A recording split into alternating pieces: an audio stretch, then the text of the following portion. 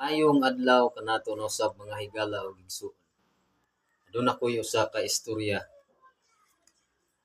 Adunay usa ka tawo, nisulod siya og simbahan. Karon pagsulod niya og simbahan, nagwali ang pastor or pare.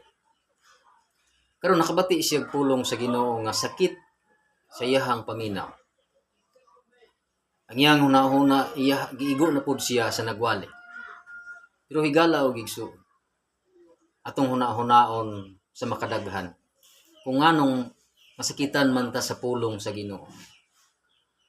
Kung masakitan man galing kita sa pulong sa Ginoo, aduna kitay problema o aduna kitay kakulangon sa pag-alagad sa tuang buhi nga Dios. Ato kanang kwintahon og atong hunaon sa makadaghan. Kung unsa ang kakulangon nato sa tuang pag-alagad sa Ginoo, ngano nga masakitan man ta makabati sa mga masakit nga pulong sa Ginoo. Dapat magpasalamat ka kung maigo ka sa pulong sa Ginoo. Kay sama ra kana sa usa ka adunay sakit nga nitumar og tambal aron aduna siya'y kaayuhan. Sumaw kana karon sa atoang pagpangalagad sa Ginoo. Usa ang pulong sa Ginoo nga mga tambal kanato. Aduna kitay kaluyahon, mga discouragement, adunay mga pagsulay moabot sa tuwa. Sa Ginoo ta mosandig.